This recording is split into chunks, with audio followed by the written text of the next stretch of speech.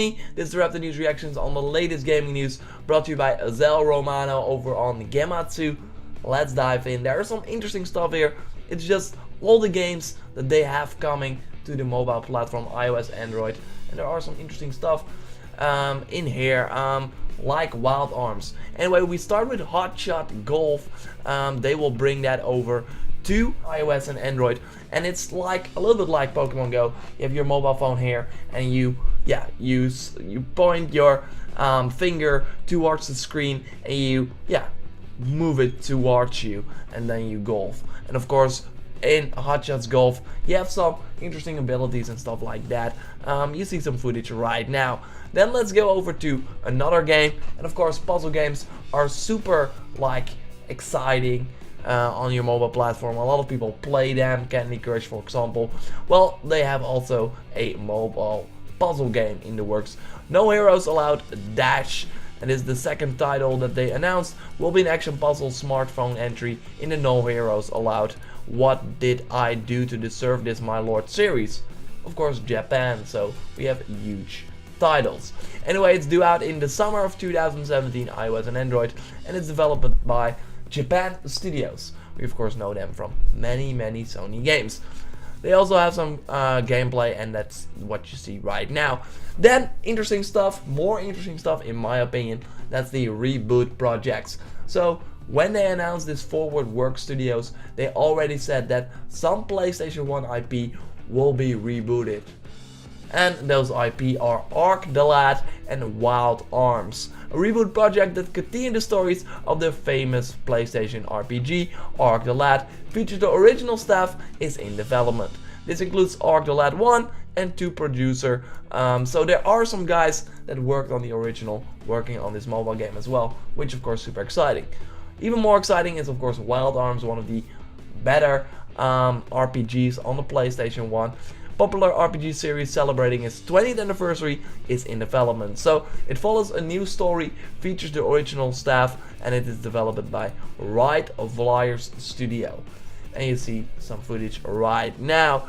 Then we also have a Doko Demo Isho, Parappa of course, and a Boko Nu.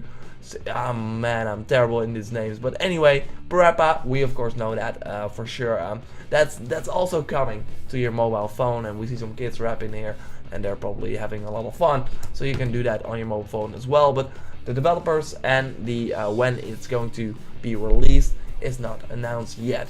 Then there are some partnerships. Forwardworks is partnering with many companies. This Gaia series, they will make a game for that, and also the Yumawari series, of course popular in Japan. This Gaia also a little bit popular in the West, but not as much as Japan.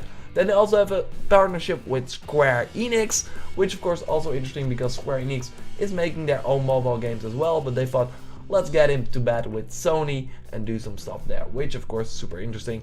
They will announce the details at a later date. Then, of course, we have the Reboot project. We have some IP that we already know. We have some IP that we will see again, and there will also be some new IP. And while I might think that, for example, this Dash, this puzzle game, this Wild Arms game might be coming to the West, I don't think that this will. Let's dive in. An original title called Sora to Imu na Ada, or The Space Between Sora and Umi, which is an original work and under general management of Sakura Wars. It's developed in-house at Forwardworks, and it is about girls and fish and stuff, and I don't remember, I don't know. It's something Japanese. It's something they will like. I don't know.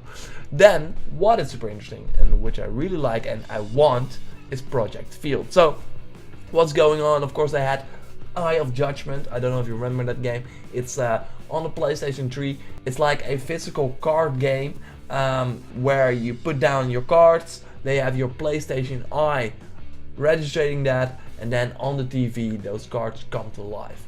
That's like the old gimmick, and it was awesome, but nobody bought it, and there were some issues, and it got away. But now they're like using the same type of things, the IDs, to make this work. Project Field will be 2 physical plates where you put like physical cards on, so you can probably buy them in stores and stuff like that, and then they will register via Bluetooth on an app and you can play like a game together, and that's exciting. I think that that's an awesome idea, especially because Yokai Watch is involved, and of course Yokai Watch is huge in Japan, 3DS games, and of course this anime that a lot of people watch.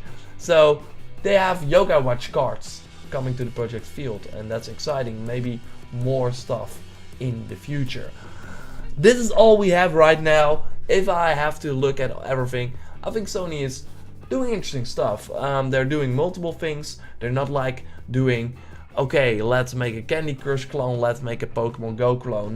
No, they really look at, okay, what do we have, what can we do, what's interesting for us to explore. And I really like the new things like this project field, and I hope that it really takes off, because this can really mean some revenue for Sony, of course. I mean, those plates, they cost probably 20 bucks, something like that. The cards, you can of course keep selling them.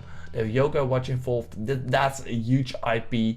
Hot Shots Golf should be interesting. So I'm really interested to see how this pans out, and if we will ever see something in the West. And I think we might, like the Wild Arms game, maybe Hot Shots Golf and this project field. I hope so. Would be awesome. I would buy it if I go to Japan ever. I would totally get this, but it's still like in early development. They opened this Forward Work studio in March 2016, so they have some awesome things now cooking, and I'm interested to see how this goes. Of course, we have also Mario Run coming to the iOS. So Sony and Nintendo, of course Sony did some mobile things before this already, and now they're like making a whole new strategy while making, for example, a Ratchet & Clank game with the new game coming out. Didn't really work for them. They also had this Neck game, didn't really work for them, Uncharted, stuff like that. Didn't work for them. So they're now focusing on the Japanese market, because a lot of Japanese people now buy mobile games instead of console games, or especially handheld games. So they need to get a hold of that. This is Wrap the News. So let me know what you think in the comments down below. Subscribe for way more reactions on the latest gaming news. Like the video if you did, and I will speak to you next time. Goodbye.